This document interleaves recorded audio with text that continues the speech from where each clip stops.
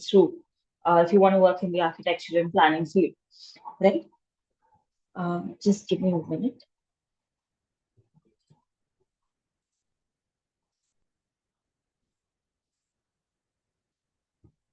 Right. Um, so what we are actually going to look into today is the construction management unit, which is actually unit two in your syllabus in the common section. So I mean, all of you have already attended a few classes, so you know there are three sections to the GATE examination. So the first is the common part, then we have the architecture, and then the planning part, right? So right now we're going to be dealing with the common part, unit two, which is construction management, where we'll be looking at project management techniques such as PERT, CPM, etc. We'll be looking at estimation and specification. We'll be looking at professional practice and ethics, form and structure, principles and design of disaster resistant structures, and other temporary structures for rehabilitation. Okay, so this is what your unit technically covers, your syllabus covers. So I'm going to start today's session with the first topic here, which is the project management techniques, which is PERT, CPM, etc. Right? So before I start explaining to you what project management or construction management is, I want any of you to just, tell me what you think of project management. I'm sure some of you have, studied this as a subject in your UG or undergraduation. Some of you might have come across this term here and there. Some of you might be working professionals who've come across this term, who know what project is, who know what management is. And if you can put together both and, just come up and just say whatever you think this particular topic is. And I just want to hear a few words from your side. It's okay if you want to drop in a message into the message box also, or if you want to speak up, then that's all right.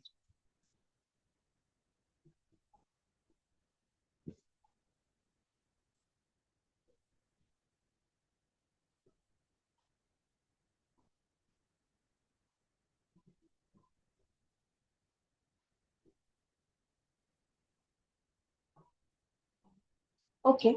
Chalo. I know all of you might have heard of it here and there. You might be busy, and you might be a little shy to start speaking right away. So I'll get started with this lesson, but it'll be really good if you can speak up and if you can interact here and there. Or I'm okay with all of you listening in and coming back with your questions later on, or interrupting me in between the classes. None of that is an issue. Anything that is convenient for you, but please feel free to learn the concept in full, to understand whatever is being taught, and anywhere that you think is a little difficult or anything that has to be explained again, please let me know, and then we can brush the concept again. Okay. So basically, a project is any temporary endeavor that you have to accomplish a unique product, unique result, or a service. Okay. So it could be, uh, I mean, the next point that I really want to focus on is what is the difference between project management and construction management? Because in the syllabus, in the first slide, you must have seen construction management as the broader topic, right? So, what is the major difference? Project management is like a much bigger umbrella, which is applicable across various industries. You can have planning, execution. You can even have anything that's not related to our field of architecture and planning in that particular project management category.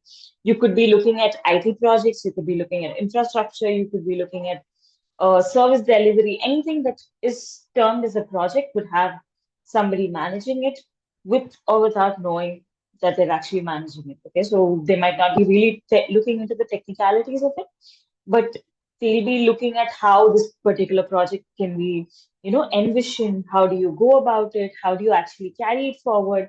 How do you achieve that particular result? Right? So project management is that bigger umbrella. And construction management is a very specialized subset.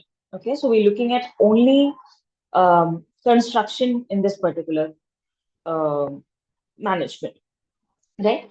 So you know the different types of project, right? So some are based on the duration. We could talk about long duration projects. Say all of these infrastructure, road projects, bridges, railway lines that come up. These are all very long term projects. Whereas we have shorter term projects, medium term projects. This a classification that's based on the kind of investment that you're putting in. Okay. So sometimes you're actually putting in just 1 crore, sometimes you're putting in 10 crores, sometimes it's 50 crores, and somebody might actually be doing a project with just 50,000. So imagine a thesis project where you're looking at a very smaller scale of things, right? And based on partnerships. So you're looking at who are the kind of stakeholders that are involved in the project. So do you have only the government sector? Do you have public sector? Um, 1 second. Yeah. Yeah. So do you have the government sector? Do you have the public sector, the corporates, or do you have this new concept called public-private partnerships, PPPs? Very recently, I've seen a lot of PPPs come into the picture in Indian landscape.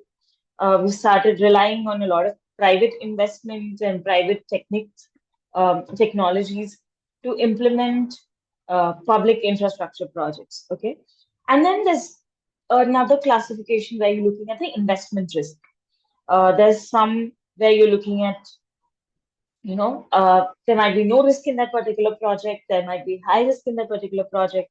So there are certain projects that are quantifiable, non-quantifiable. So you get the bigger picture, right? So different types of projects include all of this. You have based on duration, based on investment, based on the kind of risk, based on who's being involved. So the classification is numerous, but ultimately, what are we trying to do? We're trying to achieve a product or a result or a service, right? So this is what project management is. Now, why do we actually have to do project management? So what do I mean when I say project planning? Right? It's basically the effective use of resources, okay? So that you can increase your productivity. You optimize the four M's. It's a very small concept, something that you can remember things easily in project management. What am I saying when I say four M's? I'm talking about manpower, labor force, etc. I'm talking about money, I'm talking about machines, I'm talking about material. So the project manager ultimately manages all of this. Okay. So we're using it in construction, architecture, planning, large scale projects in this particular unit. And then we're looking at the three phases of planning, right?